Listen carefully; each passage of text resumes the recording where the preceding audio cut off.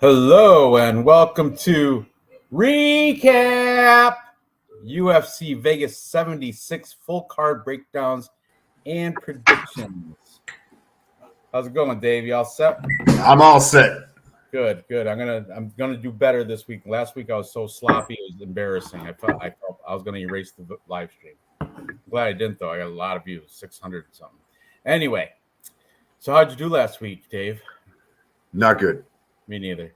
I lost about $600. But hey, honesty. hey, full transparency. I went 6-5 overall. Ugh, mess. But we're gonna make up for that this weekend. I feel good about this. There's a lot of wide lines and stuff, but I do have some underdog spots, a couple of them. We'll see. So, you got everything ready to go, Dave? Let's do it. Share screen and all that? I got it all. All right, they changed the order a little bit, so I think now the big boys are curtain jerkers, the heavyweights. They are. Yes. MPTV, thanks for showing up. So, here we go. The curtain jerkers, the big boys, King Kong, Alexander Romanov taking on Baga, Blagoy Ivanov. Romanov's coming off that loss to Alexander Volkov, the most embarrassing loss he's had in his career, and it would have been embarrassing for anybody. Almost that loss to Alexander Volkov, the most embarrassing What loss he's he's had had in in his his career. career. My bad. Something going on. Take that off. We got it. Before that, he lost the majority decision to Marcin Tybura. He beat Chase Sherman and Jared Vanderaa. That's nothing to brag about. And he found a way out against Juan Espino when I think Juan Espino was starting to turn the tide and going to get that. But the little nut check, and he's like, "Oh, my guy, I can't go on any further. So let's go to the scorecards." And he got a technical decision. Okay, Blagoy Ivanov, Mr. I got stabbed in the heart and I'm still fighting. That guy right there. Love him. I love him. He's awesome. He's fucking awesome. He's awesome. His most recent fight was a loss to Marcin Tybura, as you see there. Before that, though, he had a good decision over Marcos Rogério de Lima. He lost split decision to Augusto Sakai. He lost to Derek Lewis, split decision, but Derek Lewis could not get him out. I don't think he's ever been knocked out, actually, Blagoy Ivanov. Tough as nails, right? Yeah. And before that, he beat Tai Tuivasa, another finisher that couldn't finish him. This dude, Blagoy, is a former Sambo champion. He's actually beat Fedor Emelianenko back in the day in Sambo competition. I think, what's Tapology say he's training at? Go up a little. Apologies. AKA. But you know what? I think I saw on Instagram he's actually at Extreme Couture, I believe. But yeah, I'm going, it's totally recency bias, but I was embarrassed for Alexander Romanov in that last fight. And ever since that Juan Espino thing, I've kind of been down on the guy. It's just like, I don't know, his will to win isn't really there. I'm not saying Blagoy Ivanov's any much better. It's going to be a sloppy, boring fight, but I think Ivanov will last through the first round, and that's when the cardio is going to affect Romanov because he's a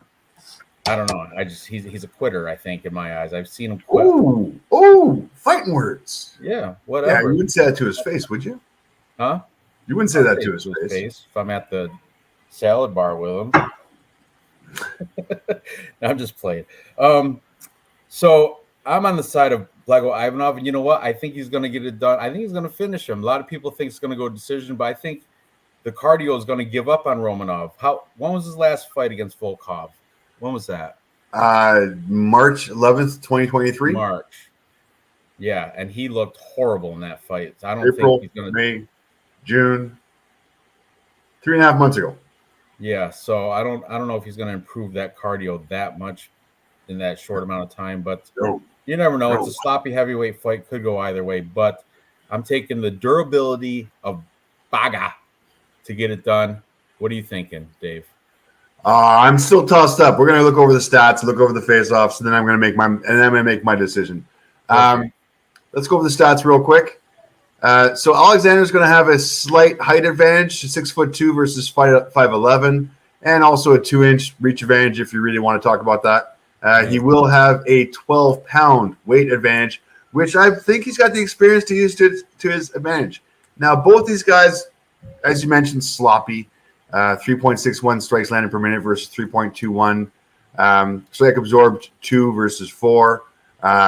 This guy, negative strike ratio, but I get it. His head is like a rock. It's a piece of granite. Now, this is where I'm getting a little bit concerned with your pick there, Ranj. Alexander Romanov, as far as the stats go, 4.96 takedown average against 0.78. Not a good look. Blagoy better have his ground game developed. Now, having said that, he does have a 70% takedown defense, and Alexander Romanov's takedown accuracy is only 52%. But the records on these guys are just astronomical, so it is what it is. I do like the ground game of Romanov here. I don't know if he's going to have the cardio to be able to last the 3 rounds and dominate on the ground. I think Blagoy might be able to tag him if Alexander does get comfortable on the ground. It's a scary one on this one. Let's have a look at the face-off. Romanov does from his base is wrestling, Moldovan wrestling, but Blagoy, his base is Sambo. Look at the gut. Right there's the 12-pound difference right there. Oh yeah. Look at. But I mean, he's even looking. He's even. That's a big boy we got there. Yeah, it looking like Bout better. He looks like Bout better. Like I expect him to see him with a cigar and drinking fancy beer. That is a lot of extra weight he's carrying. I wonder if he had to cut to make 265. Big boys. I love the scar right there. Though. A knife scar right in the center, right in the solar plexus, right? Watch his eyes, though. Watch his eyes. Size moves. Oh yeah. Okay, you're a big boy. He's That's a lot of fat you got there. I'm gonna kick your ass. Yeah. I like it. So you're gonna stick with Romanov? I mean, he is the favorite, right? He's like minus 135.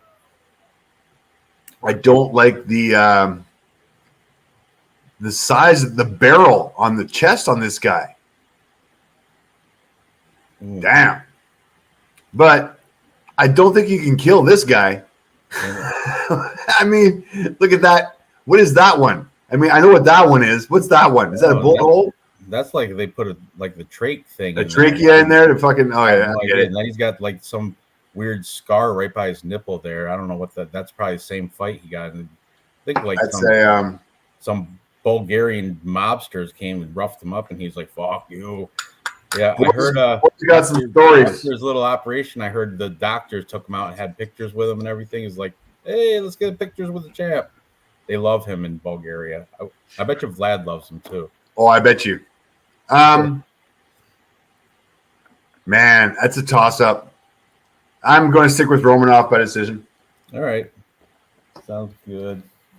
Let's double check those odds. Yeah. Top it off. Alexander Romanov, minus 138 for the win. Blagoy Imanov, plus 110 for the win. So, I mean, your plus money, boys, pretty. I mean, it's not that far apart. It really isn't. Yep. As far as the fight to go the distance, bookies go yes, plus 125, no, minus 165. So bookies are thinking this might not go the distance. I kind of like this. Yeah, because the cardio is not going to last for Romanov. That's right. And if it does, if Romanov does win, it's going to be hammer fist, but on Ivanov. But the dude's never been finished, so good luck with that. It's going to be a sloppy, boring fight, but Ivanov, I think, is going to get the upper hand when it comes to the later round. Like after 1.5 rounds, he's going to, and that's the over/under on my sheet. 1.5 is set at. Really? This Blagoy Imanov prop bet of TKO by DQ or submission at plus 320 is looking really nice. Or I've got him as a bet boost by decision at plus 300. Let's see him one more time in the face-offs. Sorry. He's growing his hair out. That's like the new look now. Fighters growing their hair out like that. Yeah. He looked like he ate Patty Pimblett.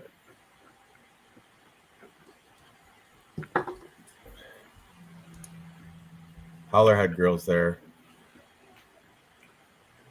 That's a good sign for me. I like when she's out there. So good. You're on Romanov. I'm on Ivanov. Let's move up. What's next on the card?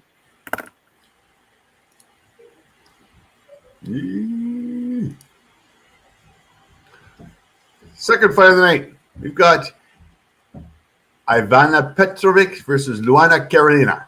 This is an interesting one because Ivana Petrovic's making her UFC debut, if I'm correct. Yeah, I believe so. And she's a huge favorite too, like minus 220. I have written down. I don't know what it is right now, but that's what I wrote down on Monday when I was from Bet Online. It was Luana Carolina, though. She's got experience in there, and she's plus 185. I got so that's. I think the odds are a little wide unless this Ivana Petrovic is some sort of beast woman. But if you look at her recent fights, who has she beat? Nobody that I know, right? Let me see. Iwalina Wozniak. I think I've heard of that name. Oh, yeah. Alexandra Tekina. Marta Waliziak. Yeah. Dorota Norek. Come on, I'm doing well with these names, aren't I? Aries. Where's that out of? That must be out of her. That's in France. Aries. That's definitely. That's French. Yeah. But she is. Where is she? She's from Norway, fighting out of Norway. I don't know. She's unproven to me. Where I've seen Luana Carolina, I've seen her perform, and she's beat some people with names. You look at her tapology. She's got. She beat Lupita Godinez, unanimous. That's a good win too. Yep, Poliana Botelho beat her. I remember. Oh, the knee bar from Ariana Lipsky was horrible. I felt that. Even go further down. Look, she beat Priscilla Cachoeira. Yeah, she's got a definitely better, harder resume. Yeah, this is female coin flip, but I'm gonna go with the experience and take Dread, Luana Carolina to get done. Nothing could be finer than to be in Carolina in the morning. So let's see what they look like. Facing off.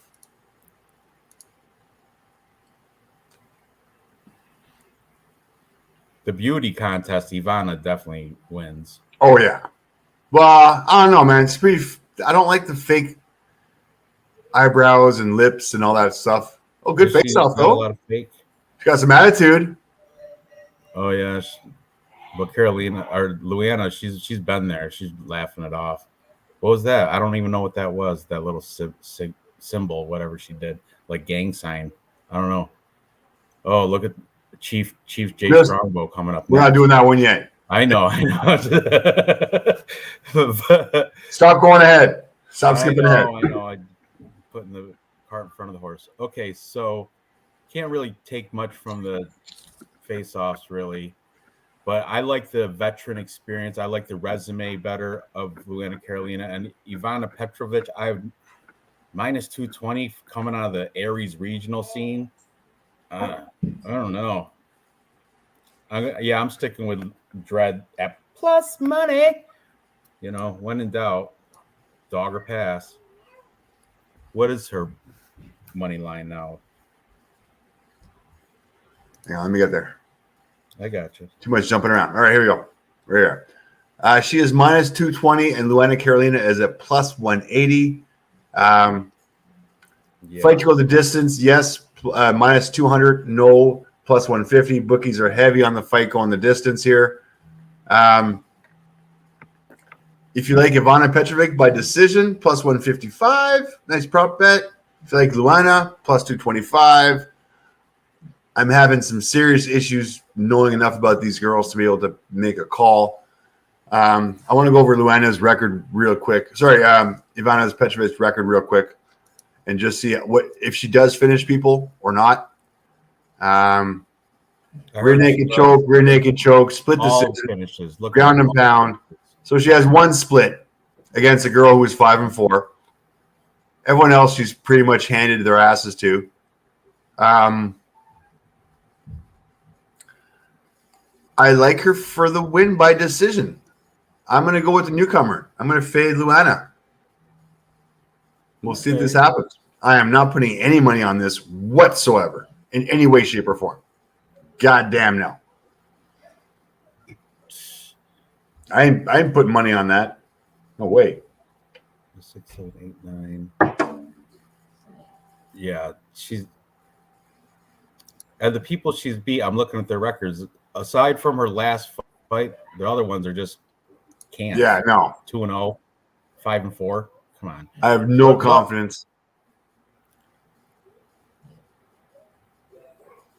But all right. The one thing I will say though is that Luana has no ground game.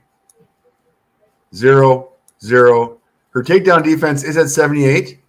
But if you look at Ivana's record, I mean, she's got a lot of rear naked chokes, ground and pound. So, I mean, she seems to be taking her opponents down. Her amateur results. Go down a little bit further. Let's see. Ground and pound, decision unanimous. She lost a unanimous decision to an undefeated fighter back in 2019. Previous to that, unanimous, rear naked choke. I just don't know enough about these opponents. And you said fight goes decisions minus 200, right? Minus 200 for fight going the distance. Yep.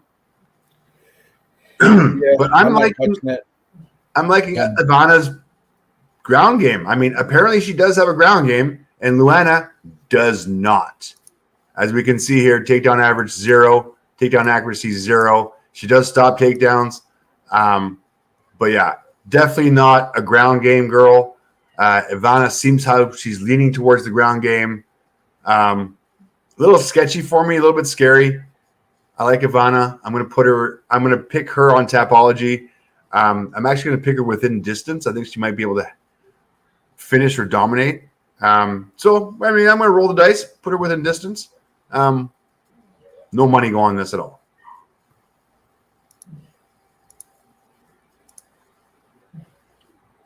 Yeah, I'm going with the experience. But I'm not putting her, just like MPTV said, don't put her in a parlay. No. Leave the women out of parlays. No. Especially this fight. Ugh, who knows? And Nick Alexander, what's this fight paying? This fight paying to go the distance? Minus 200. Minus 200. Yeah. All right. Let's move on. We spent too much time on that fight. Yeah, seriously.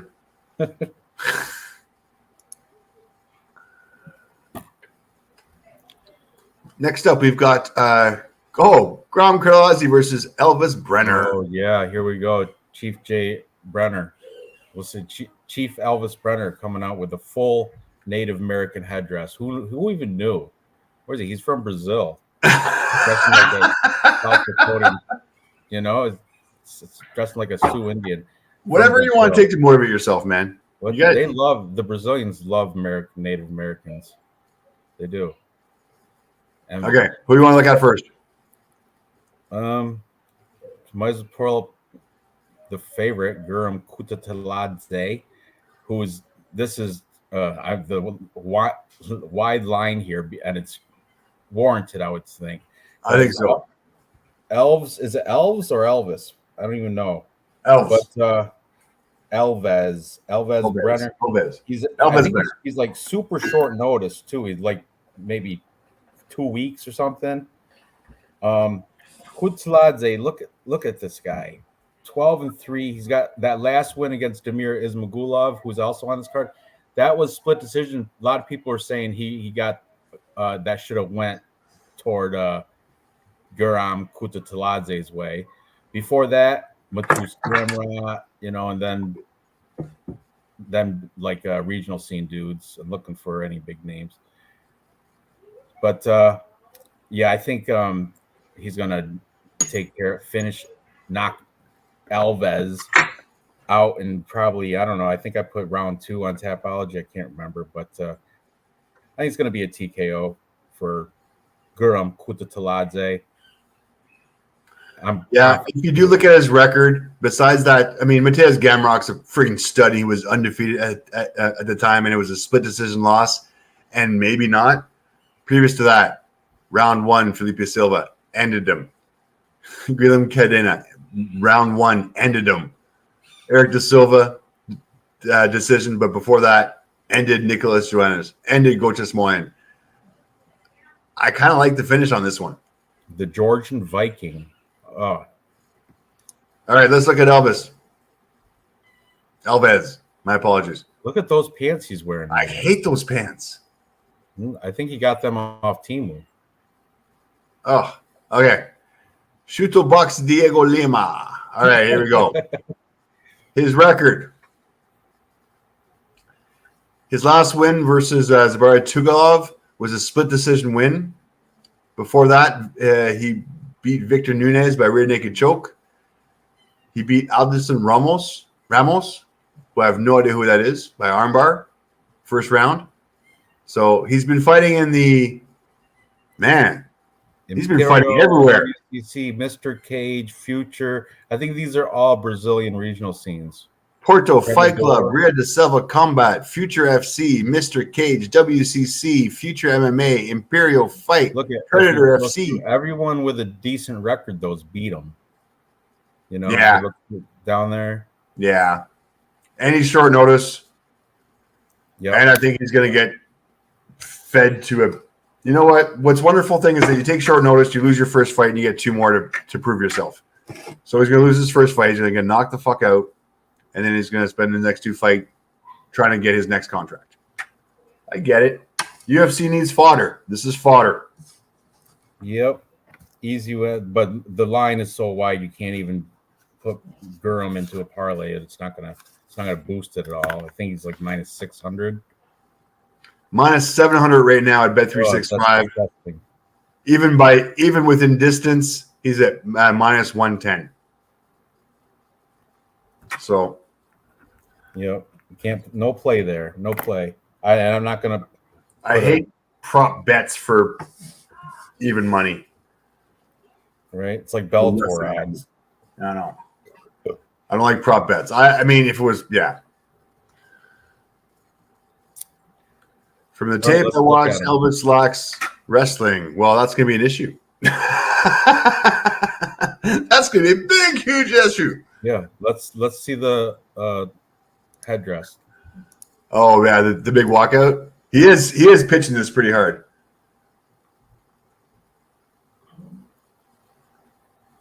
That was horrible, by the way. Oh man, it's because he's shorter. He's got to add that height. Oh, he's got the white. What is that? He's got like a white beard or something? What's going on there?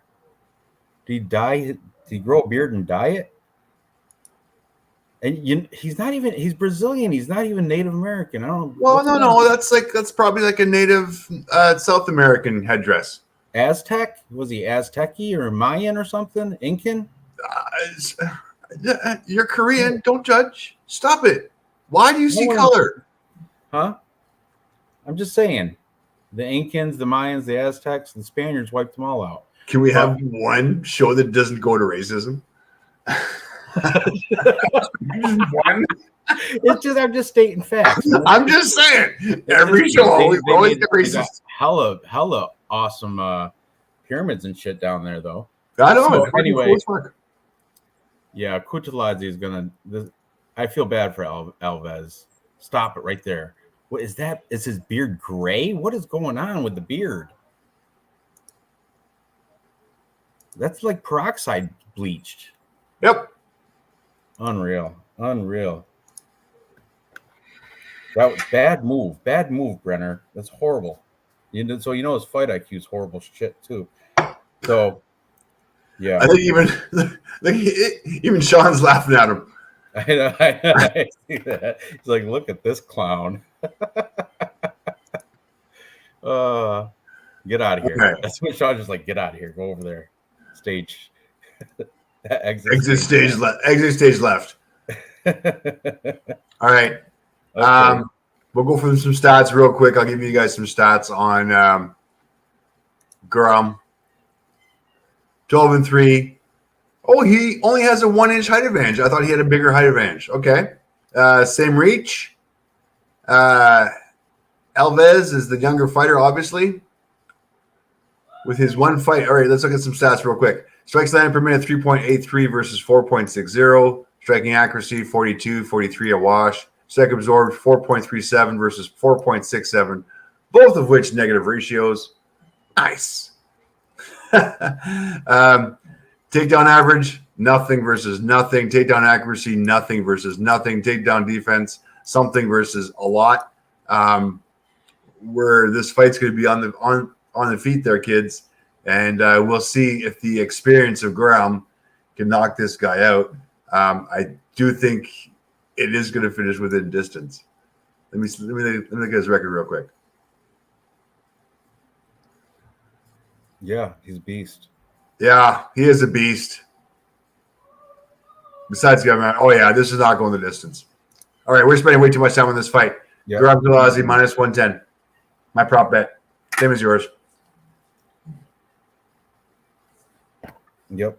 Okay, so all right, let's move on. What's next? Working it. Next we have Yana Santos versus Carol Rosa. This one's interesting. Yana Kunitskaya Santos used to be Kunitskaya, married Thiago Santos. What is she? 2-3 in her last 5. Carol Yeah, it's not looking. Yeah, not good. This is another female fight. There's 3 of them on this card. The other one though is interesting. We'll when we get to it, but this one, man, who's the favorite here? Carol Rosa is a slight favorite. I still haven't put any money down on this card yet, by the way. Oh, I've already sunk in a lot. No, like for the first couple fights. None of these first fights are. None of them are bettable, except for the Romanov Black Ivanov. Yeah, that one I might throw a little sprinkle something, but already. Plus money, Blagoy, Baga. Yeah. But this one's tough to call. I think Yana Santos is on the decline. Carol Rosa staying steady. You know, that's sexy. That is. I like the V going in right there. That's Thiago Santos. That's how she got him. Pretty cool. Yeah. Anyways, all right. Records. Yeah, records. Irene Aldana 14-7. Carol Rosa 16-5. Similar records. Holly Holm, Irene Aldana. You can forgive her for those losses. She beat Ketlin Vieira, Julia Stolarenko, but everybody beats that girl. Aspen Ladd beat her. Marion Renault, the gym teacher. You know what? I heard Yana Santos is a bleeder. She bleeds a lot. And that judges. No, I heard that's for real. Like Marion Renault beat the shit out of her, but she still won that fight. But she looked like she got hit by a truck. She looked horrible. So, chat, thank you for your restraint for not commenting on her being a bleeder. Thank you. Get your mind out of the gutter, dude. I did not say anything. I'm just thanking the chat. Chat's fucking awesome. You brush her nose. It's gonna do it. It's kind of like like Nate Diaz. Her face is all for real. It's a bleeder. You're talking about Nate Diaz? No, we're not going to talk about that. Never mind. I'm going to take Carol Rosa here. I think she's just a better, well-rounded. Yana Santos does have some technical. I think she might even have the reach advantage here. She's got long, stretchy, technical. Well, we'll see when you pull the stats up. But look at Carol Rosa. Let's look after her record. Let's see what she got. Coming off a loss off of Norma Dumont. Really? Yeah. So did Yana Santos. Yeah, Lena Landsberg sucks. Sarah McCann sucks. That sucks. Beth Pereira. Really? Betch. It's not. It's Betch. Betch. I know. I get it. But she's not that good. Justin Edwards. Okay. Vanessa Mello. Horrible. I'm not going back any further. That's it. No, you don't have to. I'm not scrolling down. I will not scroll down. Okay, let's go over some stats real quick because we do have some numbers for these girls. Most women are bleeders at her age. How old is she? How old is Yana? It's supposed to be good. What is the age difference here? I didn't really look into this fight that like that. So it's not that bad. It's only like a 5-year difference. That's not bad. Okay. Between Santos and Rosa. Rosa is the older. Height 5'6" versus 5'5", pretty much the same. Cara Rosa does usually fight at her heavier weight, so she is coming down a little bit. No, sorry, Santos is coming up. What are we doing here? Hang on. Yeah. Hang on. Hang on. It's at 145 because the division's empty. 145. You are correct. The division is empty. Okay, so Santos is coming up. So I think Cara Rosa right off the bat is going to have the. I mean, I don't like people going out of their weight class. So we're going to figure Cara Rosa is going to have the size advantage on this one. And she is the younger fighter by 5 years. Strikes landed per minute, 5.58 versus 3.82. Ooh.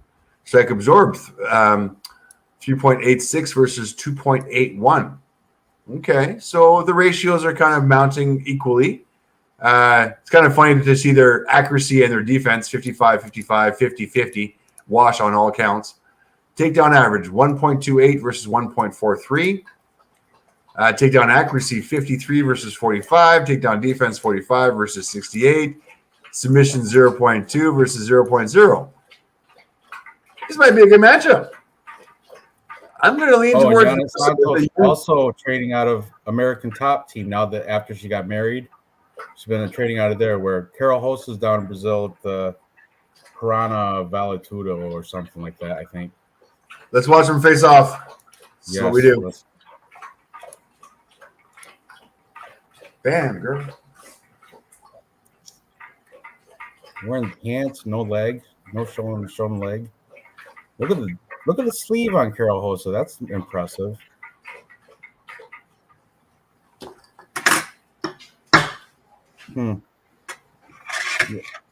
Yeah, I think I'm on Carol Hosa. Like I said, I think Yana, she popped out a couple kids too. So yeah, I think she's on the decline. Carol Hosa still got a chance to maybe climb up the 145 rankings of all 5 people in that weight class. The 5 people in that weight class. All right. Let's have a look at this.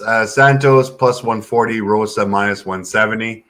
I like the fact that she's staying in her weight class. I don't like the fact that Yanis is going upper weight class. Mind you, she looks amazing at that weight, by the way. Fight to the distance. Anyway. Minus 285. No. Plus 215. Bookie's looking to fight to go the distance. As big as the Howler head girl and still look good. Yeah, I know. So if you like to prop bet this one on a girl fight, Cara Rosa by decision plus 115 would be the only plus money I could find you on this one. I mean, Cara Rosa minus 170. Just keep your money. Don't even. This is girl parlay. No, really. I don't know. You want me to get the coin out and flip it? No. No. Real. Carol Hosa, take that if anything. I'm on favorite or pass this one. I don't think Yana's got it in her anymore. Okay. Plus, like you said, going up a weight class too. Yeah. So we're all on the same page. Yes. Final. This is the first one. Well, this and Kudos Taladze, but that's. I still don't have to bet on. Really, nothing to bet on up to this point. No. All right. You're going to intro this. I got to step away for a second, so I'll let you get this started. And this one is not a good one for. It's another wide line. I know you can't bet on this one either, guys. I'm sorry. It's a shit one. So I'll let you introduce this one, and I will let my dog outside. And all right. Joanna Simbrito. Let me pull up the Tapology so I can see it. Okay. Is it Brito? I don't care. It doesn't matter because he's going to beat the crap out of Weston Wilson. So, Joanna Simbrito, he's coming off a submission over Lucas Alexander. Before that, knocked out Andre Feely, which is awesome.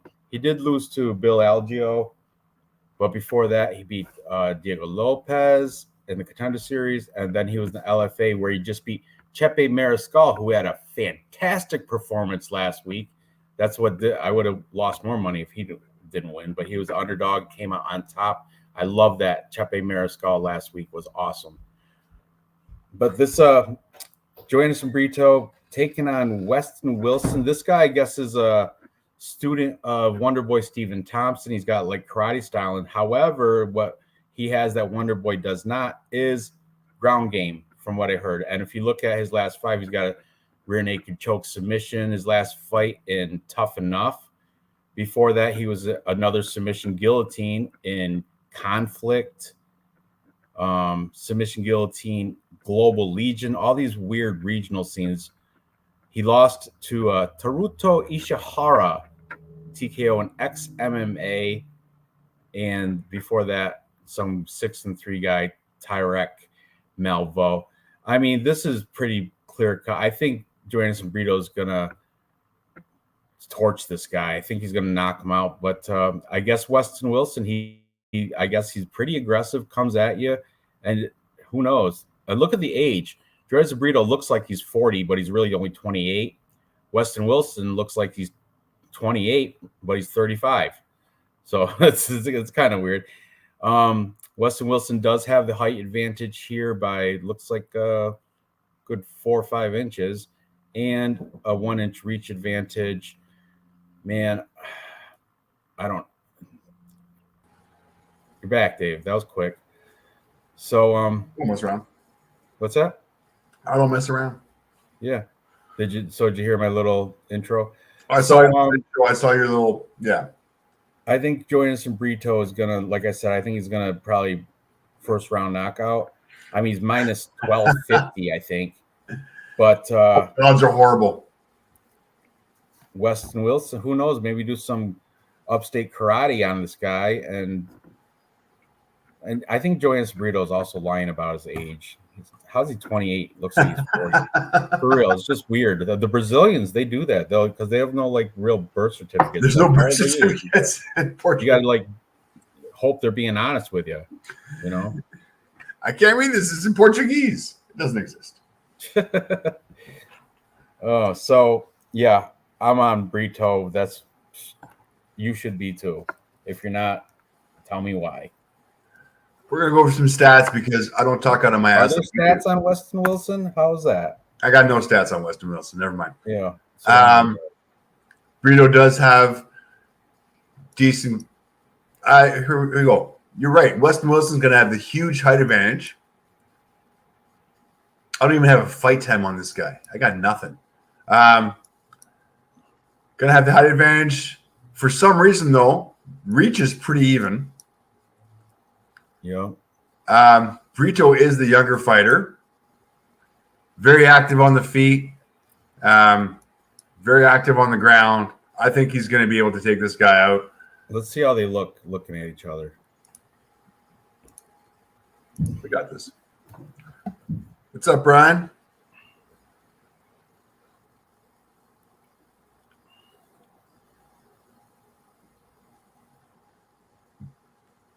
Yeah, he looks like a ooh, get right in his face, Brito. Welcome to the UFC. Look at Howlerhead girl, love that. Oh, she got went there. Yeah, she loved that. She had to move quick to get that Instagram. Little squish. Get that feed going. That makes me happy, man. He looks kind of like Wonder. Makes me happy. He smiled. I think if you go upstate karate, you have to have that cheat. Look at the Adam's apple on that guy. Is that somebody else's ear or something in the background? That cannot be the Adam's apple. That's somebody else's. That's a background guy. That's an Adam's apple. Huh? Really? That's what you're looking at? The Adam's apple? Look at it. That can't be it. Or is it? It is it. Oh wow, Brito can choke that shit right out.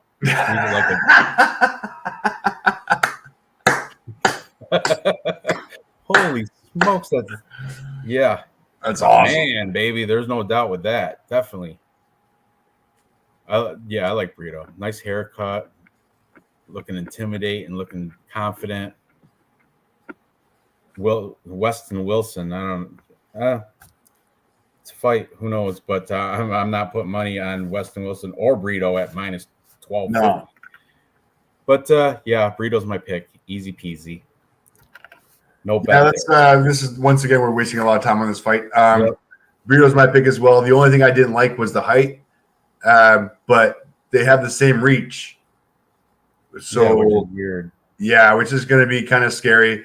I'm hoping Brito keeps it on the feet and uses his reach. I don't think he's got a great gonna knock kicking him game. out. So yeah, we're all on Brito. Should be. I can go for a burrito. Okay. You would have trouble becoming transgender fighter, right? Oh, I can't. That's the worst thing ever. Is those transgender female like fighting females. They're dudes. How is that? That shouldn't even be a thing. That should not even be allowed. That's crazy. But Nick Alexander, you're funny. Okay, here we are. This is a good fight now. Kevin Lee. Oh, I'm betting on this one. Yeah, this is bettable. Kevin Lee versus not Fakhretdinov. Kevin Lee's coming off that fight against Diego Sanchez, right, over in Eagle FC. Yeah, let me. Kevin Lee, didn't he? What's the last fight over there, Eagle FC, where he fought?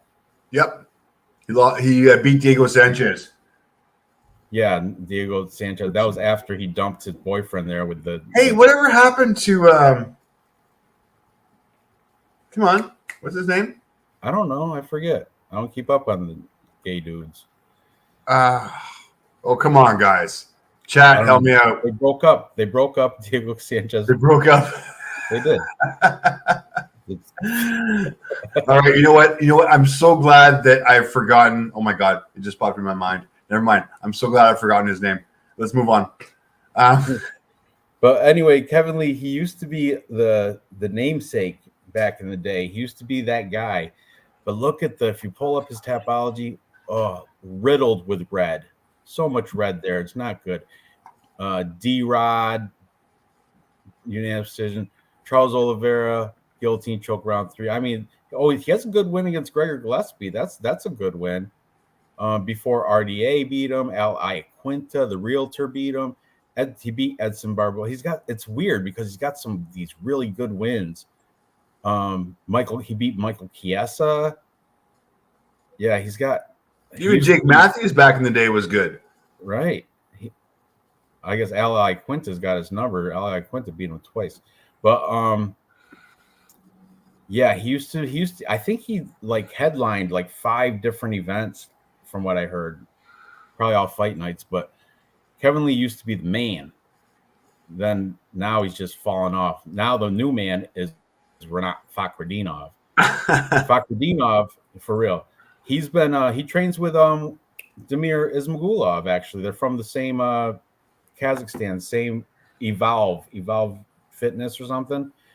And also I saw on Instagram he's at the UFC Performance Institute with Damir Ismagulov. So Kazakhstani back, he's got that, the Kazakhstanis can wrestle almost like Russians. They got that going on for him.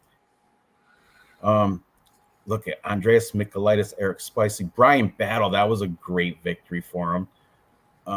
Go down. Before that, he was a whole bunch of the regional scenes over, I'm assuming, Kazakhstan.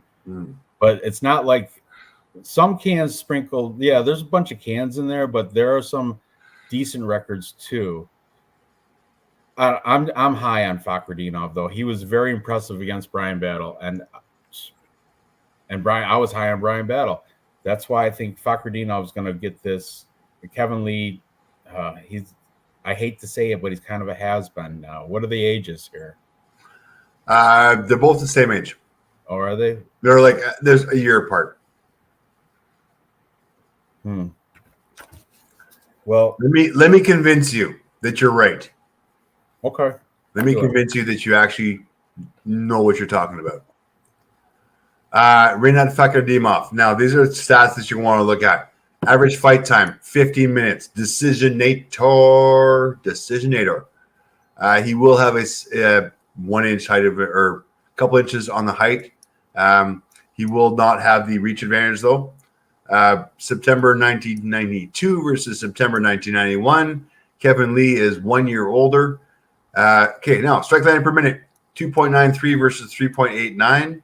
Strike absorbed per minute, 0.70. That's pretty damn impressive. Do you want to know why? I'll tell you afterwards. Kevin Lee's strike absorbed, 3.56. So Kevin Lee is pretty much on an even ratio as far as his stand-up. Renat, huge positive ratio because he sets up his strikes for takedowns. Takedown average, 3.19 versus 6.00. Pretty impressive for Renat to have that takedown average. Takedown accuracy, 43% versus 63%. Takedown defense, 75 versus 100. You want to try and take this guy down? Good fucking luck. This is where the advantage is going to be right here.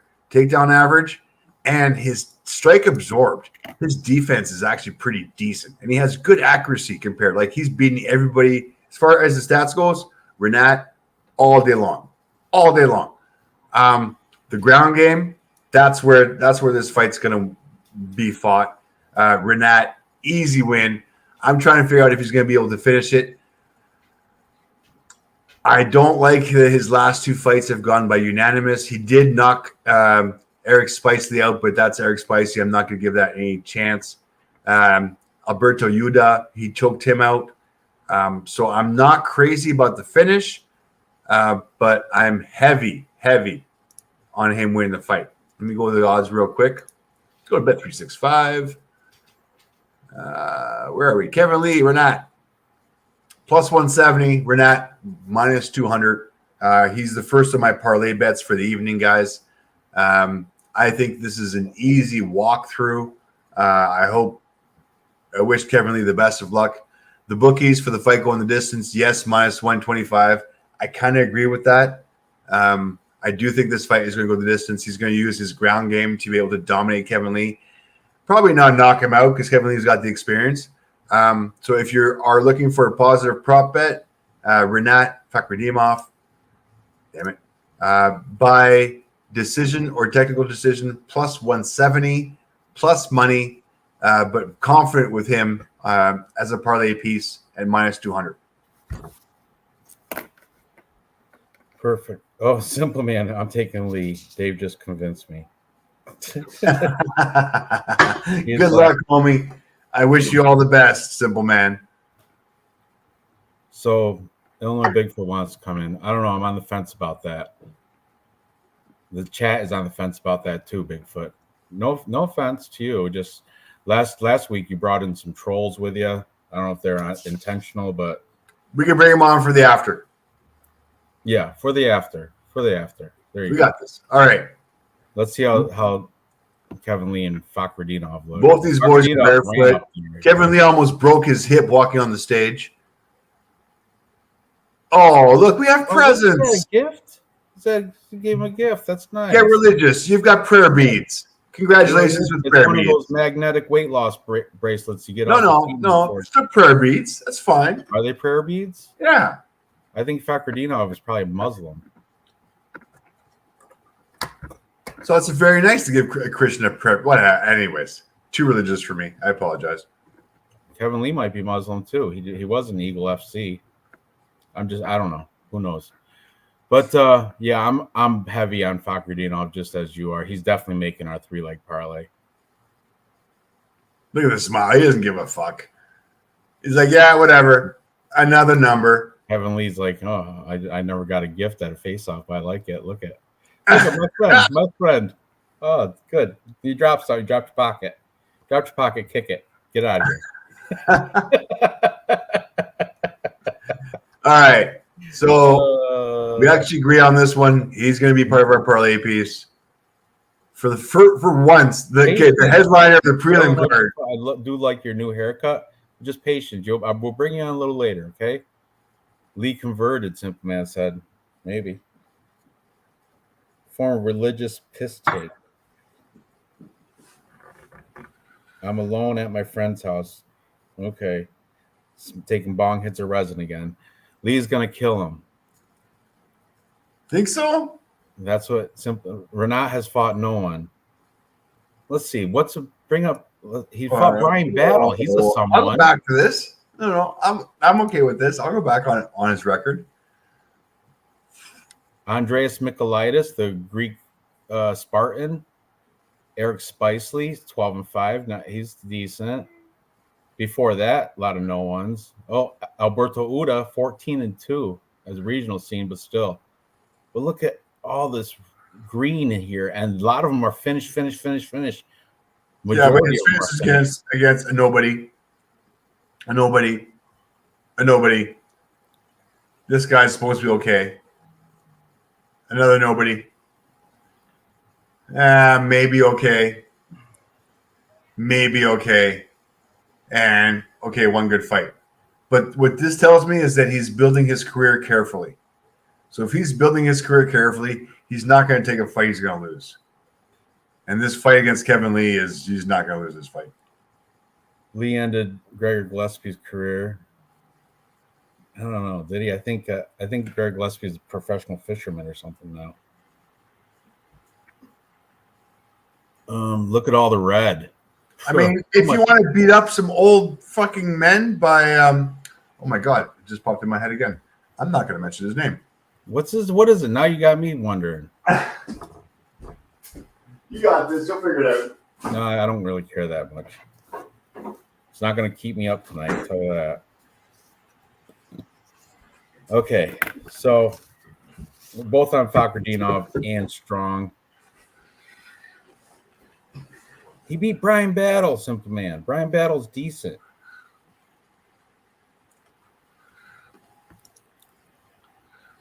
It could be the trap, though. Who knows? But I don't think so. I think Fakrdinov's a real deal. I got his last fight against Brian Battle. I realized he was impressive. It was impressive. All right, what's next? Battle does suck. Yeah, okay, Superman. I got you. All right, we're still in accordance, though. Superman, eat ass. You know who really sucks? Diego Sanchez's former coach. And boyfriend, whoever that guy's name is, I forget. Dave knows it though. I'm not saying it. Starts with a J. I'm not saying it. All right, next. Benoit Saint-Denis versus Ismail Bonfim. Ooh, this is tricky, sneaky one. Ismail Bonfim, him and his brother Gabriel Bonfim, they're beasts. They're fantastic. But this line is way too wide. It is wide. It is. Benoit Saint-Denis, there's no reason why he should be such an underdog. And he's French. That's why. So Bookies don't like he's French fighters. Special forces. Did you know that? He's French. Speaking of racism. Special forces. I know. He's a killer. Did we skip Bruno Ferreira? Did I? I might. I had a beer. Okay, we had who do we have? We had Santos. We did Brito versus Wilson, right? We just did Kevin. Kevin? So I'm sorry. This is a nice one. I apologize. You guys are right. Sultan Ruzaboev, Bruno Ferreira, undefeated Bruno Ferreira. Yeah, that's the one we're on. So, okay. Sorry. Nursultan is making his UFC debut. What's that? Simple Man has to wait for the Renat fight. Okay, here we go. Okay. So, you intro this. Ruzaboyev, Black. That's his nickname, Black. He's training over at Renzo Gracie Philly with Pat Sabatini and those boys over there. Who else is over there, Dave? Come on. Renzo Gracie. Got Sean Brady. That yeah, they got decent guys over there. Pat Sabatini, Jeremiah Wells, Andre Petrosky. Yeah. I love Petrosky. He's fantastic. But their striking over there is not that great. But Sabatini, he had a pretty impressive win a couple weeks back. Ruzaboyev is coming in as a look at the height on him, 6'4", really? But I think he's also short notice, if I'm correct. I don't know. I think he's a replacement for somebody. He's 29 years old. A lot of green, 34-8. Let's look at this guy. All right. I haven't really dug deep into this fight. So, okay, he's coming out of WEF Global against, I'm going to go down this list, 12-12 fighter. Never heard of him. 13-4 in Octagon. That's I think that's like a Polish or Eastern German or Eastern European scene. Alash Pride, I don't know. 15-2. This guy. I mean, not cans, but nothing fantastic. Nobody I know of. If you look through here, and he's got some peppered in losses back in 2019, 2018. But Big Man puts on a show. He's impressive, and he's going to sell some tickets at these lower kind of regional scenes. Yeah, Bruno Ferreira though, he should be able to easily get the Hulk. Bruno Ferreira, look at his Tapology, undefeated, never seen loss yet. He's coming off a nice win over RoboCop Gregory Rodriguez. Counter left round 1 over Gregory Rodriguez. You know, that's good. And that was his UFC debut. Before that, he was Contender Series, then Brazilian Regionals. Big Shot, I think, is a Brazilian thing. And he's these guys aren't really no names again, but they're not super canny because there's 11-5 fighter in there, 10-3, 10-1. So I like Bruno Ferreira here. And what is he, -2 something? -2? Yeah, you realize that he's got 10 fights, he's got 10 finishes? Yep. He's only been to round 2 twice. Everything else is round 1. Let me just, before we move on, like round 1, round 1, round 1, round 1, round 2, go Ferreira. Got to round 2, round 1, round 1, round 2, round 1, round 1. It's kind of scary, isn't it?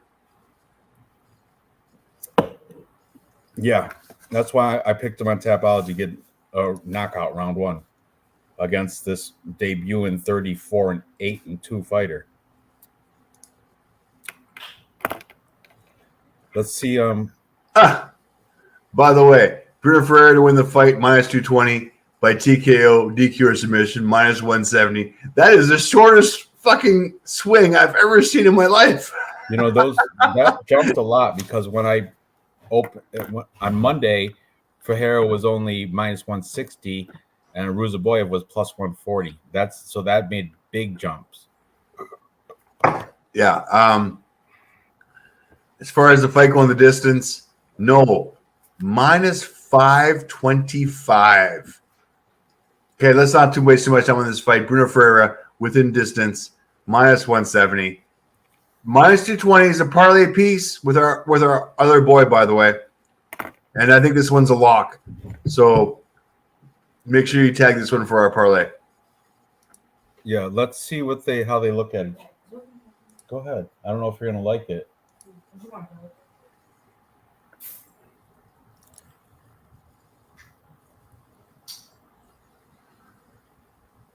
The Hulk. Look at him. It's taking Ian Kutalava's nickname though. Look at the height on this. Damn, 6'5", big boy. What's he got? A Band-Aid on his chest? What is that? Yeah, it doesn't matter. Timber. Yeah. What's Muhammad Ali? Timber. Yeah, somebody's going down. Yeah, and that somebody is Sultan Ruzaboyev. It's big boy. Big boy is skinny. Yeah, but I don't know. These debutantes have been surprising a lot of people. But I don't think here. I think Bruno Ferreira is going to get this win. And he's only got a 4-inch reach advantage, which is 2 inches per arm. Yeah, that's crazy. Got the huge height advantage, but his reach advantage isn't there. Now, the only thing that I want to know is that what's his ground game like? Who, this guy? Armbar, Kimura, punches, Kimura, punches. Okay. I'm worried about his ground game a little bit because, yeah, Bruno doesn't have much of a ground game. Regardless, Bruno by knockout. Maybe round 1, probably round 2. If you really want to go for a prop bet, He's a plus 115 for knockout in round 1. Are you serious? Nicky Alexander said Rosaboyev might have staph infection. That's why I had that thing. Dirty Reg. Too tall is fighting. Oh, I don't think so. I think too You tall. think so? Tall. Man, I'm kind of confident. Yeah, Right. isn't, and I believe he's short. Is he short notice or no? I'll tell you in a second. Hang on. You want to see if you short notice? Oh boy. Give me a second. Yes, because Bruno Ferreira was supposed to fight Abdul Razak Al Hassan. He is. He's a replacement fighter, this guy. So he got called up. You're right. Right here. All right. Short notice, that even locks it in even more. Dirty Reg, just get off the crack. Oh, watch him win it in Tapology. No. I'm 6'5". Yeah, I'm 6'2". I'll still take you. Oh, Hulk is. I kind of like Hulk, man. He's got his chest pumped out. He's ready, and he's got those ears. Look at the ears. Probably just gave him a pat on the back too. Look at the ears. Oh yeah. Okay. Oliver Hulk, part of our parlay piece, please. Mark that down. All right. Next, I'm sorry for skipping ahead. Next, we have Benoit Saint-Denis versus Ismail Bonfim. Okay, this one is very interesting because, like I said, Benoit Saint-Denis 10 and only 1 loss, taking on Ismail Bonfim, who is I've heard Gabriel is better. Moretta is Ismail Bonfim's. Didn't he take that name from Thiago Santos? I don't know. I think it means like hammer in Brazil or some shit. But Benoit Saint-Denis, God of War, he's special. Special forces in France. He does have a height advantage and slight reach advantage. They're both 27 years old. I just don't get why Bonfim is such a big favorite. We're gonna have to look into these guys' records or open them up, starting with Benoit Saint-Denis. He's coming off a win against Gabriel Miranda, right hook to ground strikes, 16 seconds of round 2. Good one. He beat what's that guy? The green mask or some shit. Nicholas Stolze, rear naked choke round 2. I think his name was like the Green Mask or something stupid like that. He lost to Liza Zaleski by unanimous decision, but Liza Zaleski, he's got a name. He's not horrible, you know. I mean, he's 2-7. He's all right. That was a couple of years ago. He slipped. Right. Before that, he was in Brave, which is a regional scene over in Europe, and he was undefeated all the way until came up to Liza Zaleski in his UFC debut. Also, that was. Now, Ismail Bonfim, you look at his thing, he hasn't really impressed. He beat Terrence McKinney. That's his best win. Before that, Contender Series, that's a good win because that guy was 28-3. LFA, good win. 12-2 fighter, 10-1 fighter. So I guess I don't know any of these guys except Terrence McKinney, but he's, I suppose it's warranted, not the big wide line, but his resume is not horrible. It's not like he's a can crusher, you know what I mean? He has a loss to Renato Moicano in Jungle Fights, and way back, we don't even count those. They're too old, 2011, so who cares about that shit? So, man, I don't know. I think I'm gonna go out on an island by myself and take Benoit Saint-Denis at plus 260. I can't, because I don't know. Ismail Bonfim, he does standing on the feet. He will be the better striker. He's got a boxing background. He'll be the better striker on the feet. But I think Benoit Saint-Denis, if it goes to the ground, I think he might have a little. He's got judo background and BJJ background. Saint-Denis does, and he's got that whole special forces thing going on. I love that. Bonfim, I heard, does have fantastic takedown defense. But do you have stats on these guys, Dave? I'm all over it. Hook me up. All right, let's see.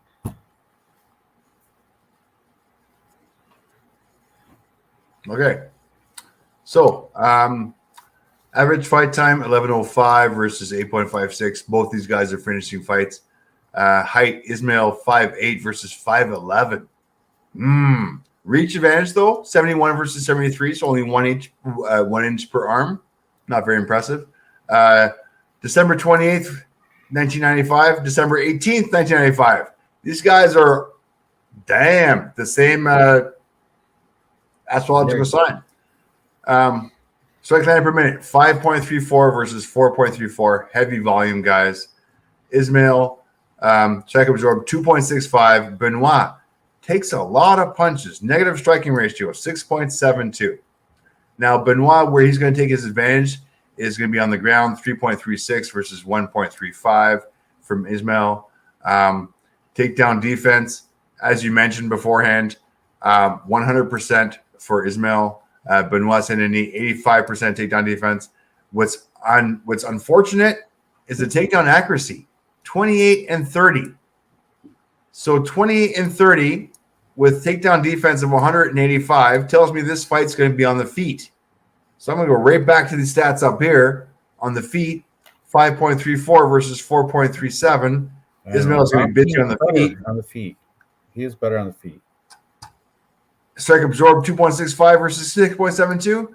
Yeah, I think Ismail is going to win this one on the feet. He's going to piece this French guy up. I don't think so. I think Saint Denis is going to use some fight IQ. Brandon, you got to turn the volume down on that.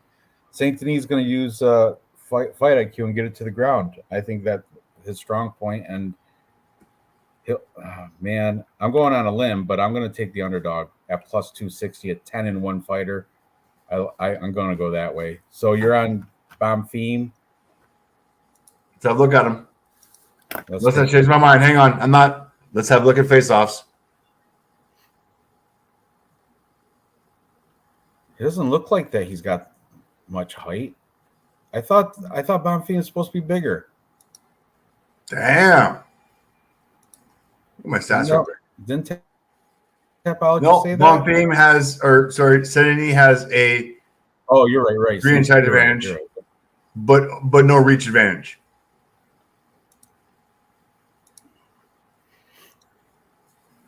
Right. Oh, it's stepped on his toes. Look at that. He's like, I'm totally on my toes. He stepped on his tippy toes. That's don't do that, dude. That's why I'm taking Saint Denis. Ismail Bonfim. Step on your tippy toes so you can look him eye to eye. Come on. But all right, I don't blame you. I mean, I'm paid everybody. He probably got like 96% of the Tapology pick too, something stupid like that.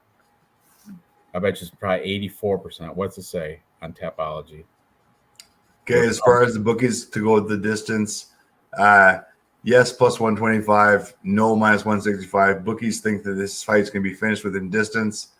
The odds are kind of ridiculous. I don't agree with the odds. Plus 250 versus minus 334. I almost want to put a little scratch off on Benoit Saint-Denis just for the fact that I don't like what the odds have been doing. But my Tapology pick is going to be Ismail Bonfim within distance, minus 105 if you feel like prop betting it. I am putting a bet on Saint Denis at plus 260. Yeah, it's not bad. Like honestly, it's a good scratch off bet. I'm not putting minus 334. Doesn't even fit in my parlay piece. Like it's don't like it. All right. Cheers.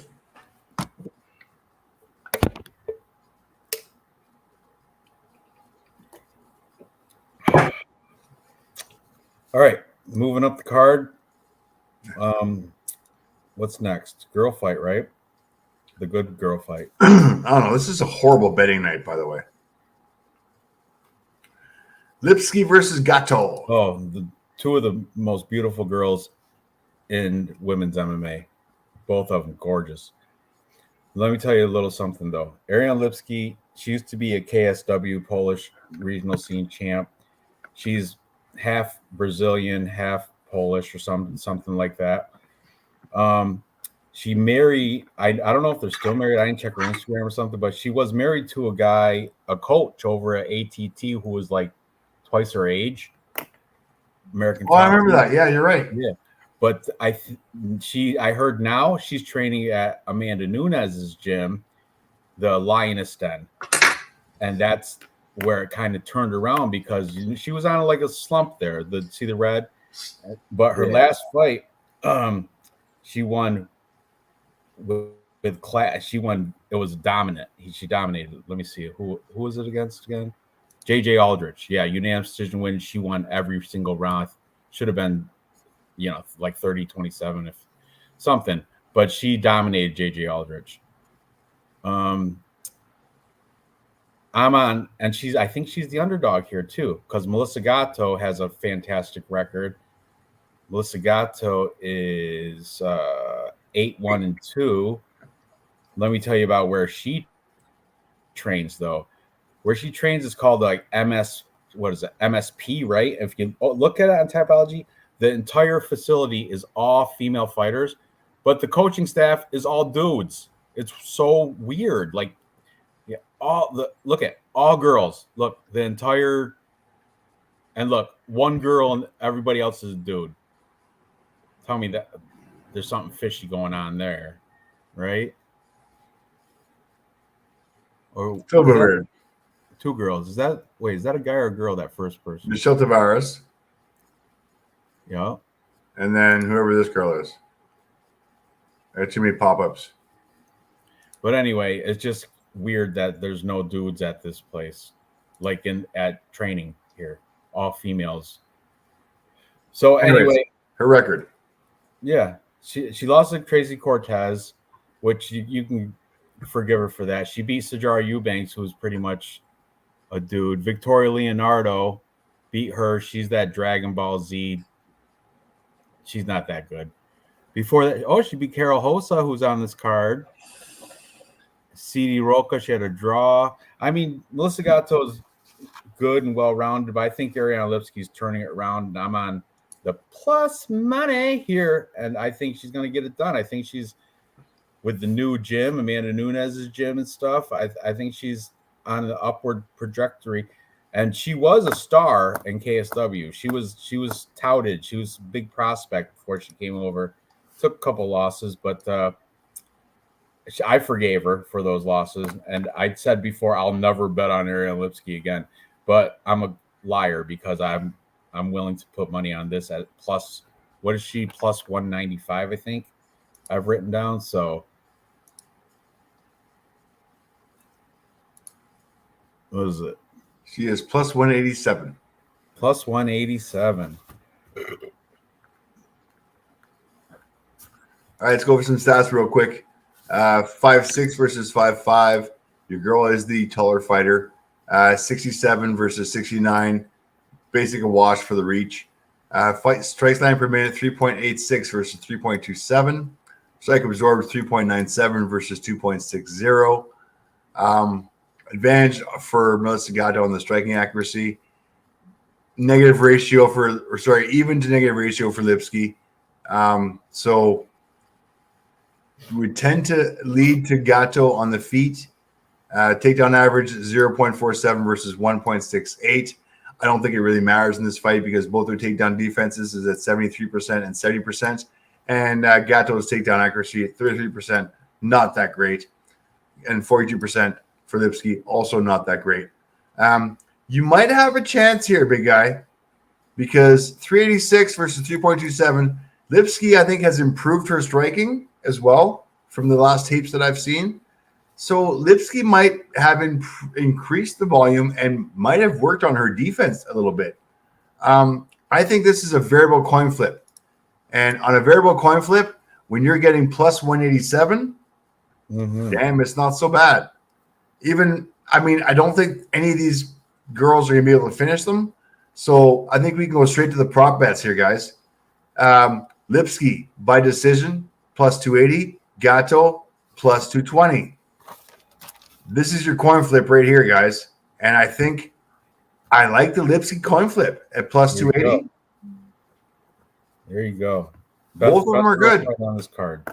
Fight to go the distance, yes, minus 120. No, minus 120. I think it's a coin flip. I think this fight is going the distance. I think it's going to be all on the feet. I think Ariana is going to have a chance here, and I kind of like the dog. I like her by decision, just by volume. So yeah, my pick here is Lipsky by decision. Prop bet plus There you 280. Good. Me too. She's not making our 3-leg parlay, but still, I like it. And I've already put her in a couple parlays on my stuff. Yeah. Anyway, up the card. Will we at feature fight? Are we almost there yet? We are at feature fight, right? Max Payne Griffin, Michael Morales. Yes, we are. Okay, this one's sneaky because Michael Morales is a pretty decent favorite here, but Max Payne Griffin, man, I've heard a lot of Who's Gator? cappers saying he's the I don't know. Gator, my best bet on the card. Gator. Maybe he's saying Gato. Okay. Gotcha. But anyway, Max Griffin he's good. He's good. He's got fantastic resume of fighters that he's gone against. Let's see, pull it up. He's 4-1 in his last 5, which is great. Coming off a win against Tim Dirty Bird Means. He lost to Neil Magny. Neil Magny's good. Neil Magny's solid, you know. He beat Carlos Condit. I know it's an older Carlos Condit. He beat Kanan Song, Ramiz Brahimaj. Those are awesome fights. And he's losing to names. He's losing Alex Oliveira, Alex Morono, great white, Thiago Alves. I don't know who Curtis Melender is, but he's a UFC fighter. So, he lost to Eliza Zaleski, which we mentioned earlier, Colby Covington. But the thing is, look at how you're scrolling down for a long. He's been a pro since 2009, so he's seen it all and everything. Yeah. Michael Morales, on the other hand, he's 14-0, but he didn't come into the UFC until 2022, where he beat Trevin Giles in his debut with a counter right to ground strikes round 1, and then he beat Adam Fugit, whatever you want to call him, in round 3 by punches. And I heard I don't remember the fight, but I heard Fugit actually was doing pretty well until he got knocked out. So keep that into your head too. Before that, a lot of cans in here: 0-0, 1-2, 2-3, 2-0, 3-1. You know, nothing that really jumps out at me except until he gets to the UFC. UFC, Trevin Giles, and then Adam Fugit. So, I mean, I'm going to still pick undefeated Michael Morales to win, but I would not be surprised if Max Griffin used his veteran savvy and surprised everybody and gave Michael Morales his first O. I'm keeping both these guys. I'm not playing either one of them, but on Tapology, I'll pick Ecuadorian. I'll pick Michael Morales to get the win, keep his undefeated streak going, only because Max Griffin. MD Turp, I apologize. And plus, he's 37, Max Griffin. You know what I'm saying? Michael Morales, how old is he? He is I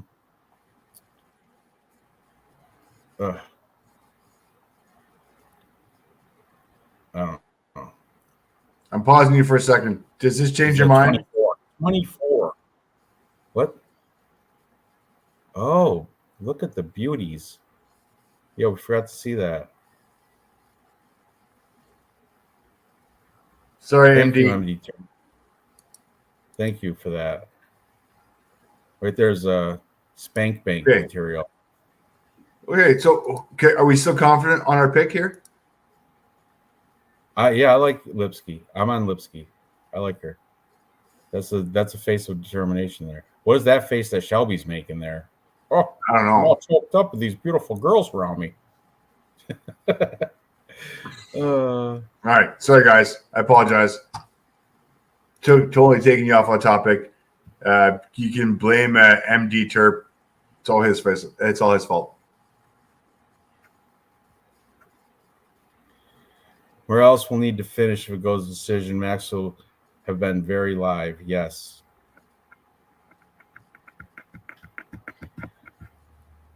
Yeah, like I said, I'm picking Morales on Tapology, but I'm staying away from betting this because I think Max Griffin might shock a lot of people. And I would not be surprised if he comes out using veteran savvy and experience to get it done over Michael Morales. I mean, damn, minus 250 looks pretty. Pretty wide. Only because he's got because he's undefeated. That's why. I know. I get it. Okay, look at the stats real quick for the undefeated guy. He is going to have the slight height advantage. He is going to have a 3-inch reach advantage, which means nothing at all. He is the much younger fighter. Yeesh, that doesn't look good. Yeah, way younger. 37. 1985 to 1999. Volume is going to be, cardio is going to be on Michael Morales. Speed is going to be on Michael Morales. Max Griffin is going to have the chin, but still. All right, strike line per minute, 4.23 versus 5.36. Doesn't look good. Accuracy, 50 and 50. Wash. Strike absorbed, 3.47 versus 4.10. So the volume that Morales gets, he gives up on the strike absorbed. Defense, 57 versus 40. Up and coming, new fighter. All right, I can see that. Takedown average, 1.6 versus 1.98. Takedown accuracy, 50 versus 40. Takedown defense, 71 versus 86. Yep. Kind of a loss on the takedown game, guys, there, boys. Michael Morales looks like he will be the busier fighter on the feet. Looks like he'll be fine for the takedown game because he does have takedown experience and they both have takedown defense. Only 3 fights for Michael Morales in the UFC, but still, I kind of like the undefeated guy. I hate to say it. He's getting it I'm done. not as confident as minus 250. I don't think he's going to make my parlay piece. Too. MD Terp is saying Jacob from We Want Picks, that's the Freckle Tailor, is he always takes an underdog lock of the week, and Griffin is it this week. So that's very interesting because he hits them a lot of the times. But let's see how they look in the face-offs, Dave. We can do that. I know Morales is should be the bigger guy here. Yeah, I know. Strike defense is not good, Noah. I get it. Maybe not. Maybe not. A little bit, not too much. Yeah. I think I'm staying away. Yeah, I'm staying away too, but my Tapology pick is Morales. Only he's got the youth, 24. Max Griffin, Pain Griffin. He's going to be in pain. He's going to take his back pain pills after the fight tomorrow, after he loses. Yeah, I think that age difference. I mean, 85 to 99. Man, that's a lot. That's a lot. That's 15 years, dude. I have a kid that's fucking 17. There's also a lot of experience for Griffin, though, compared to Morales. Yeah, I get it, but it's a new age. It's a new age. Michael Morales is the new face of MMA. Max Griffin's the old face. You know what I'm saying? It's just different trajectories. So. Yeah, you're right. I mean, Noah, you do make a point. 40% striking defense is not good. But, all right. The accuracy on both these guys kind of sucks at 50 and 50. But you know what? The undefeated guy with the judges that we have in the UFC, he's going to have the higher volume, I think. Yep. Yeah, I'm going Morales. But I'm not – I don't think he's going to be able to finish him. I mean, how many – as far as his finishes that he has in his record, he's been knocking people the fuck out. But I'm kind of not – I don't know if he's going to be able to knock Max Griffin out. I think Max Griffin's too savvy to get knocked out. But I don't know. Yeah, and I mean, when was the last time he got knocked out?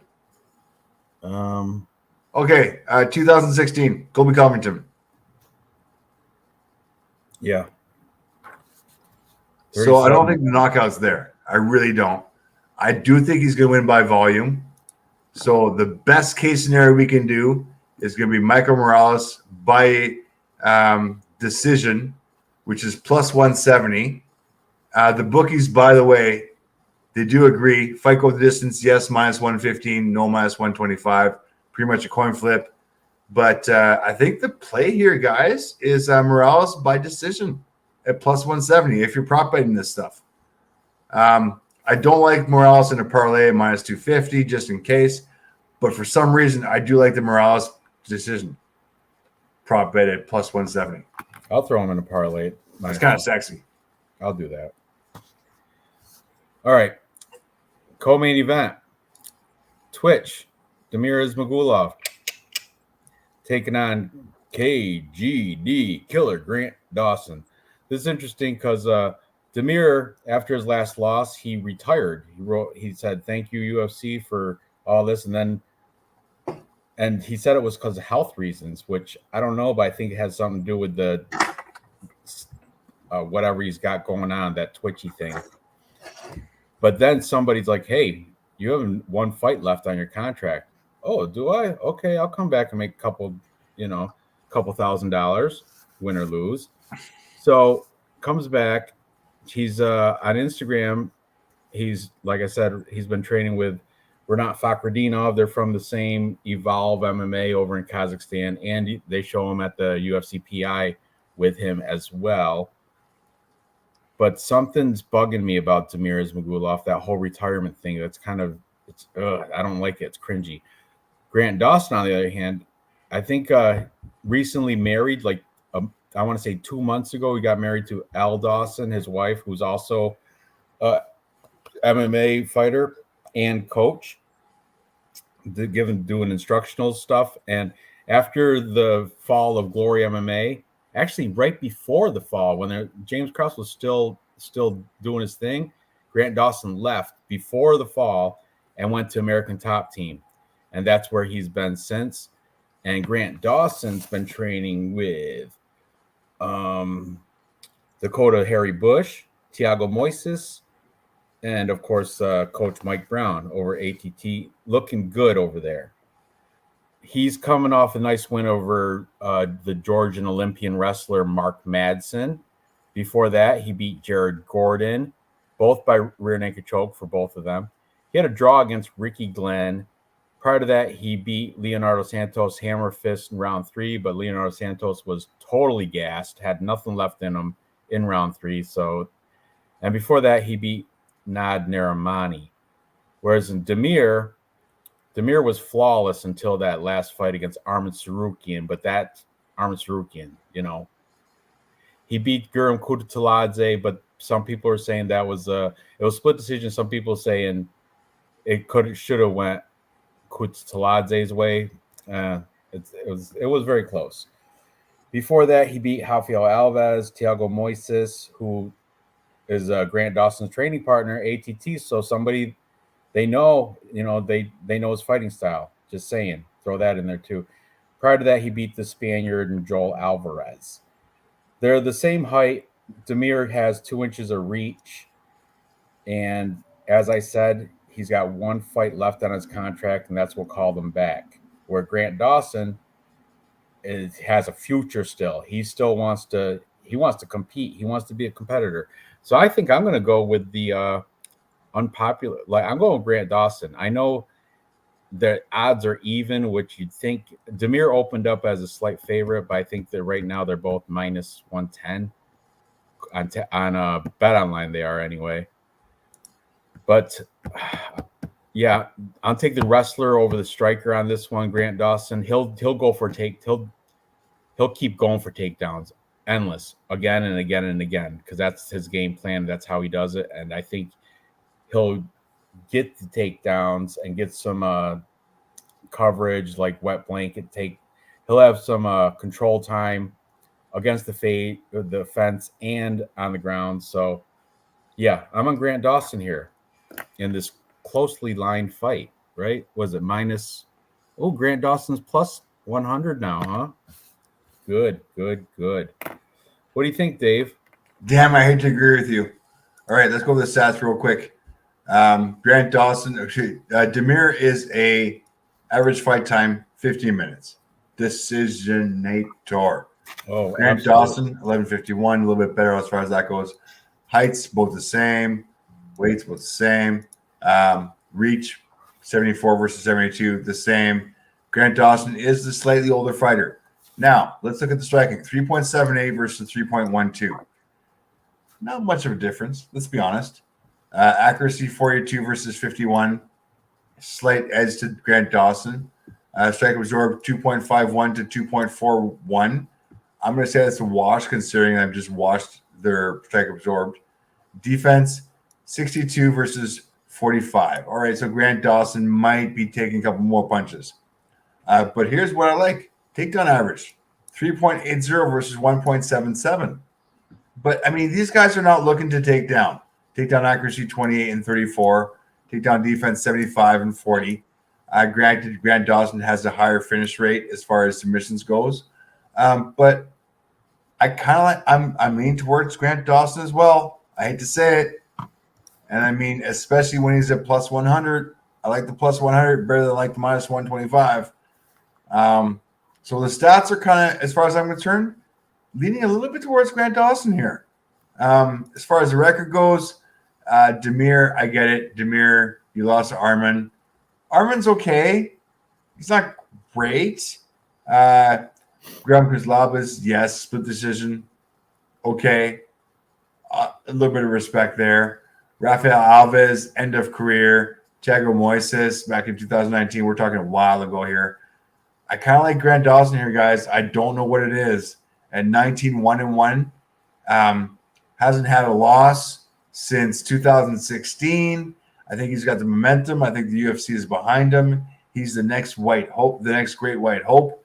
And the fact that he's going to beat Demir, I kind of like it. Fighting out a Russian. I mean, he's going to beat a Russian. America, Russia. I'm picking America this time. Yeah. And Arman is Arman Sarukian is great. He is great. Arman is great. Yeah, I get it. But I'm with you, Dave. I'm on Grant Dawson. I think he is the future of the sport. It's such a coin flip though. Who knows? Kazakh versus KGD. I just like that Grant Dawson. Everything's going his way. The new wife, you know, the American Top Team, training with a guy that's already been in there with Demir and Thiago Moises. I like that about him. I'm not fading this guy. Yeah, exactly. MPTV, I agree. And I think the UFC is going to be plugging this guy. That's great white hope. Good one, MPTV. Good one. But yeah, I like Grant Dawson here. I think he's gonna if you watch that Mark Madsen fight, he never gives up on takedowns. He's relentless with them. He keeps going forward. Exactly. Yeah. I mean, he'll get stuffed a couple times, but it's keeps coming with it. Are you going to bed? Good night. So we agree on the dog, Grant Dawson. Yeah, slight dog. Was he plus 100? You said, right? Yep.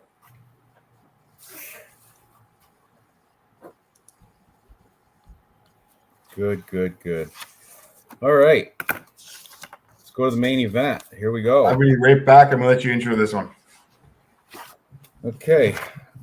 Abus Magomedov. 25-4-1, but his UFC experience is not very. He's got one fight in the UFC, right? Against Nicholas Stolze, where he beat him by TKO in 19 seconds. So he's got 19 seconds of UFC fight cage time. Sean Strickland, on the other hand, has been here forever. 26-5. Huge resume of killers that he's gone against. Sometimes he wins, sometimes he loses. But the thing is, the dude, he's a showman. You can pick him apart a lot. Like the Alex Pereira fight, I don't know what the hell he was thinking there, trying to stand and bang with Alex Pereira when he should have just took it to wrestling. But that fight with Jared Cannonier, that was very close. Impressive win over Nasruddin Imavov. That was very impressive because I like the Russian sniper, so I was impressed. I lost money on Nasruddin there, but hey, can't take anything from Strickland. He fought well there. He's beaten Uriah Hall, Christoph Jocko, Brendan Allen, Jack Marshman, Wellington or Nordine Taleb. All Eliza Zaleski beat him. Zaleski beat 3 people on this card. Crazy, right? But look, you keep going down. You knowing all these names. He's been a pro since 2008. Come on, really? Dude's got so much experience. Then they match him up with this guy, Abus Magomedov, 25-4-1. He's from Dagestan. He moved from Dagestan when he was 14 years old to Germany, where he resides in Germany and training at the same gym as David Zawada. It's called UFD Gym. It's in Dusseldorf, Germany. Okay. Coming off of that win against us, Stolzfus, also German, 19 seconds round 1. Before that, he was in KSW. He lost in the PFL to $1 million winner Lewis Taylor. But if you look at Lewis Taylor, though, recently he's been on a nice streak. He's got? It's been a while, but he's on like a 5 fight win streak. Well, he does have a draw in there, but I'm saying Lewis Taylor's not a chump. He won the $1 million from PFL by beating Abus Magomedov. So, and that's Abus's only. He's got losses earlier, but they're so far back you don't even care. He's been a pro since 2010, but it's been like weird.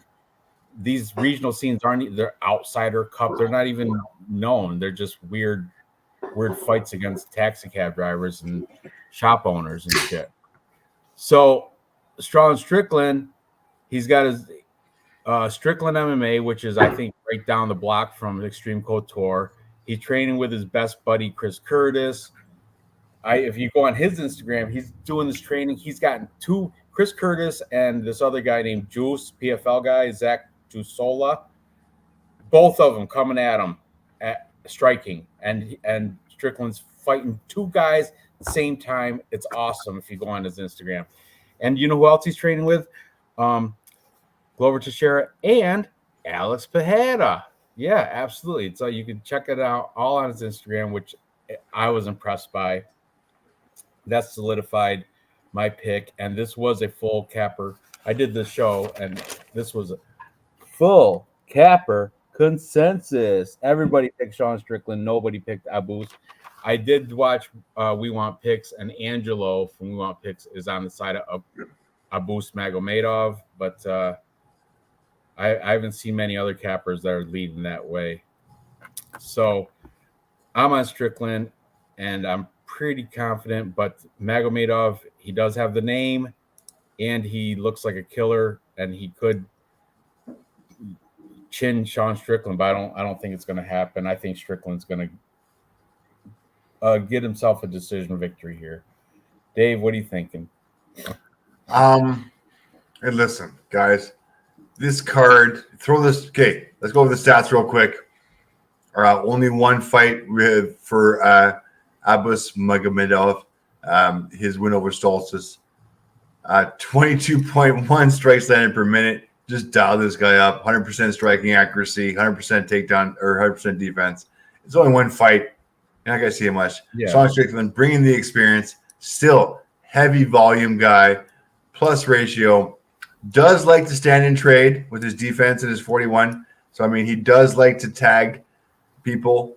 He does have a shitload of experience. But, guys, this card was not based on Abus Magomedov. This card was based on the guy who's bringing the money right now is Strickland here. And, I mean, I appreciate this big boy, but I kind of want Strickland here. And let's watch him in the face-offs.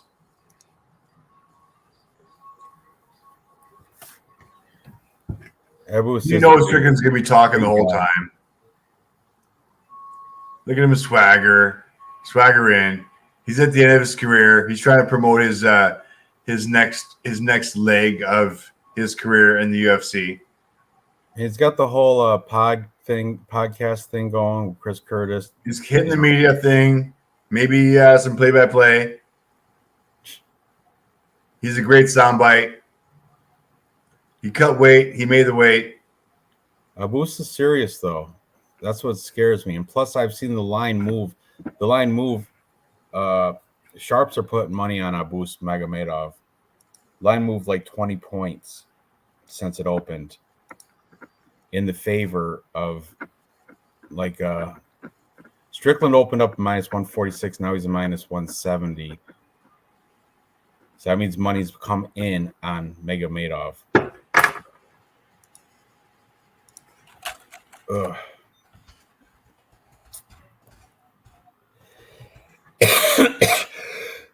Excuse me. All right, here we go. I'll be right back. Go ahead. Talk about the line movement. Where's my boy? I don't have him on here. What? For line changes. Damn. You bastards bet fight odds?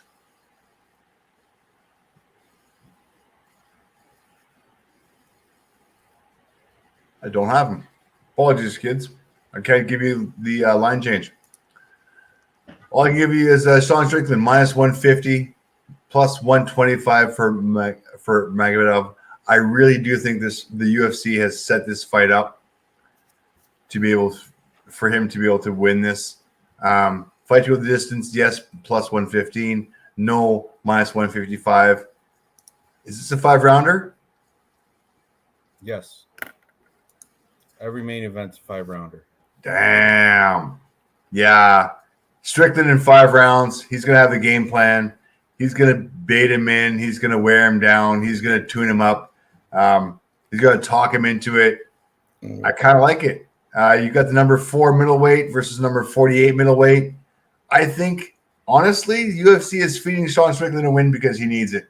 And he deserves it. And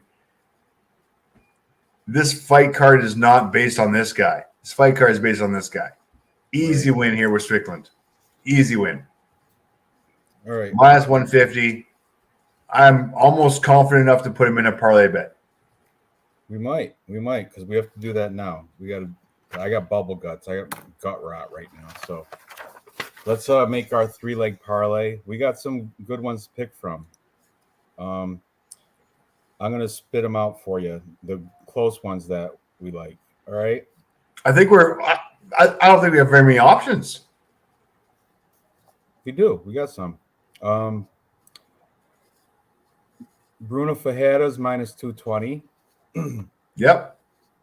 Renat Fakhretdinov minus 200. Minus 200. There we go. That's playable. Michael Morales minus 240. That's a little going the other way. But Strickland minus 150. That's a good one. I don't like throwing girls in there. Otherwise, I'd throw in Lipsky. Yeah, me too. So, yeah, we have to choose pretty much between the 4 that I just mentioned. Michael Morales, Bruno Fajeda, Fakhretdinov, and Strickland. All the first 3 that I mentioned were all minus 200 or better, whereas in Strickland's minus 150. So I think we should put Strickland in there. And then all right, so we got Fakhretdinov, Bruno Ferreira, and Sean Strickland. I like it. Let me see what that pays out on Bet Online. Let's see. Sean Strickland, Bruno Fajeda, Dirty Red, Nick Alexander, love you both. Fakhretdinov. Wait, did we go Bruno Fajeda or Michael Morales? Let's see the odds. Oh, yeah, Bruno Fajeda. So those 3 plus 255. Best you're going to do, guys. I'll take that. All day long.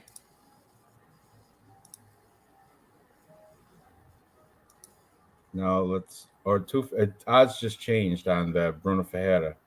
He went from minus 230 to minus 225, so that's good for us. All right. Now let's post this.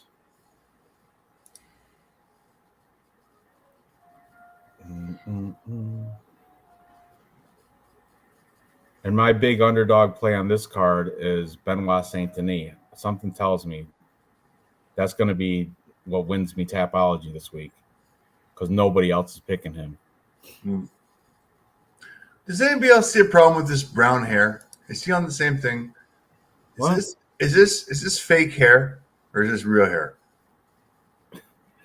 Sprayed on. Okay, let me copy, clean it up.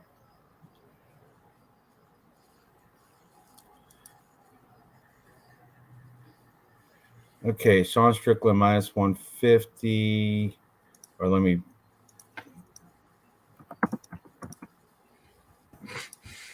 Sean's so fucking laissez-faire about everything. I love it.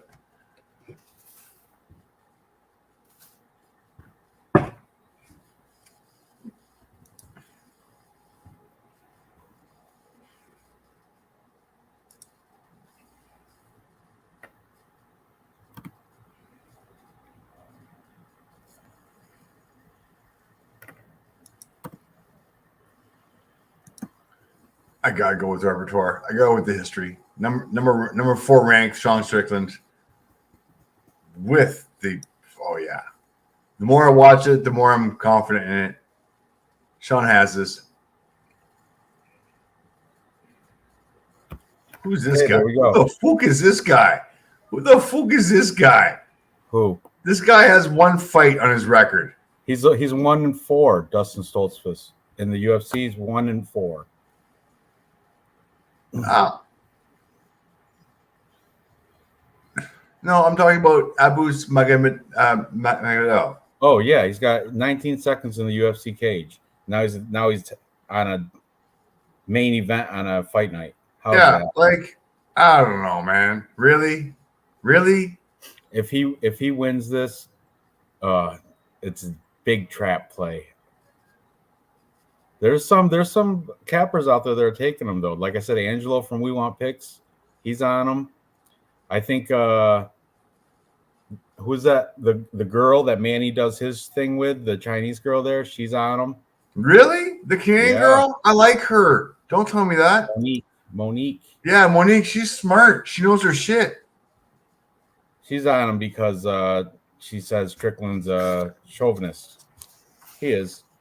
Okay, well that's a female point of view. Yeah, I know. It's biased. You can't be sexist. You got to take that out of your planning equation.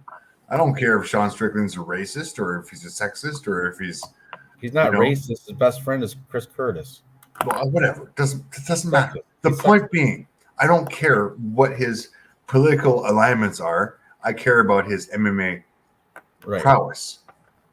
And he's definitely got the experience and knowledge to beat this Abus Mago one fight in the UFC guy, 19 seconds in the UFC. So yeah. I mean, the dude is very imposing, though. He's a big guy, and he could pin him, but I don't see it happening.